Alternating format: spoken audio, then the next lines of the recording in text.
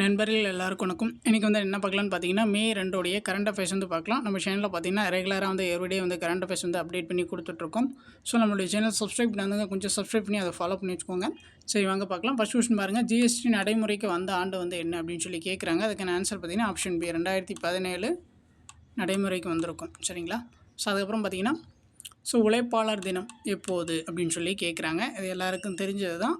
Option A மே 1 தான் பார்த்தீங்கன்னா உழைப்பாளர் தினம். ஸோ அடுத்து பாருங்கள், ரீசெண்டாக பார்த்தீங்கன்னா தமிழ்நாடு கவர்மெண்ட் வந்து தமிழ் வாரம் வந்து கொண்டாட போகிறோம் அப்படின்னு சொல்லிட்டு அனௌன்ஸ் பண்ணியிருந்தாங்க. ஸோ அது பார்த்திங்கன்னா எந்த தேதியிலேருந்து எந்த தேதி வரைக்கும் பார்த்திங்கன்னா தமிழ் வாரம் வந்து கொண்டாட போகிறாங்கன்னா இனி ஏப்ரல் 29 மே 5 வரை பார்த்திங்கன்னா தமிழ் வாரம் அதை வந்து கொண்டாட போகிறோம் அப்படின்னு சொல்லிட்டு தமிழ்நாடு கவர்மெண்ட் வந்து அனௌன்ஸ் பண்ணியிருக்காங்க.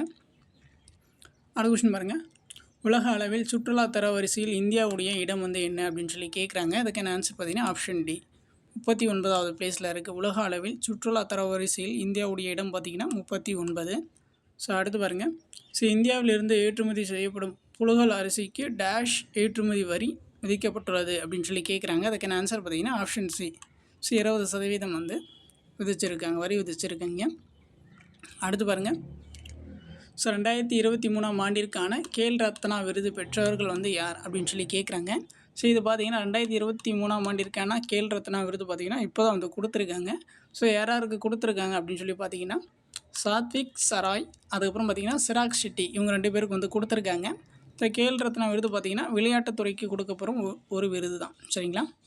இதை கொடுத்தது வந்து யார் அப்படின்னு சொல்லி பார்த்திங்கன்னா மத்திய அமைச்சர் மாண்டவியா இருக்கார் இல்லையா, அவர் தான் வந்து இந்த விருதை வந்து இவங்க 2 பேருக்கு வந்து கொடுத்துருப்பாரு. சப்போஸ் வந்து கேட்கலாம், இந்த கேல் ரத்னா விருதை வந்து இவங்க 2 பேருக்கு வந்து யார் கொடுத்தது அப்படின்னு சொல்லி கேட்கலாம். ஒரு கொஷினில் பார்த்தீங்கன்னா அந்த கூற்று காரணம் அப்படின்னு சொல்லிட்டு இதுக்கு முன்னாடி டிஎன்பிசி எக்ஸாம்ஸில் வந்து இந்த அர்ஜுனா அவார்ட் பற்றி கொடுத்துருந்தாங்க.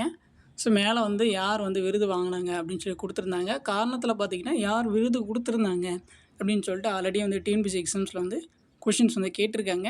அதுக்காக தான் வந்து டீட்டெயிலாக கொடுத்துருக்கேன், பார்த்துக்கோங்க. அடுத்து பாருங்கள், தாஜ்மஹாலை சுற்றி டேஷ் கிலோமீட்டர் மரம் வெட்ட உச்சநீதிமன்றம் தடை விதித்துள்ளது அப்படின்னு சொல்லி கேட்குறாங்க. இப்போ தாஜ்மஹால் இருக்குன்னா ஒரு குறிப்பிட்ட கிலோமீட்டர் வரைக்கும் வந்து அது சரௌண்டிங்ஸில் வந்து மரம் வந்து வெட்டக்கூடாது அப்படின்னு சொல்லிட்டு உச்சநீதிமன்றம் வந்து தடை விதிச்சிருக்காங்க. எவ்வளோ கிலோமீட்டர் டிஸ்டன்ஸ் பார்த்திங்கன்னா 5 கிலோமீட்டர். இப்போ தாஜ்மஹாலை சுற்றி 5 கிலோமீட்டர் வரைக்கும் எந்த ஒரு மரத்தையும் வந்து வெட்டக்கூடாது அப்படின்னு சொல்லிட்டு உச்சநீதிமன்றம் வந்து ஜட்ஜ்மெண்ட் வந்து கொடுத்துருக்காங்க. அவ்வளோதான். இன்றைக்கான கரண்ட் அஃபேர்ஸ் வந்து முடிஞ்சு. உங்களுக்கு வேறு ஏதாச்சும் டவுட் இருந்துச்சுன்னா நீங்கள் வந்து கமெண்ட் பண்ணுங்கள், நம்ம வந்து ரெஸ்பான்ஸ் பண்ணுவோம். தேங்க்யூ. நம்மளுடைய சேனல் சப்ஸ்கிரைப் ஆகுதுங்க, கொஞ்சம் சப்ஸ்கிரைப் பண்ணி அதை ஃபாலோ பண்ணி வச்சுக்கோங்க. ஃப்ரெண்ட்ஸ்க்கும் வந்து இந்த வீடியோ வந்து ஷேர் பண்ணுங்கள்.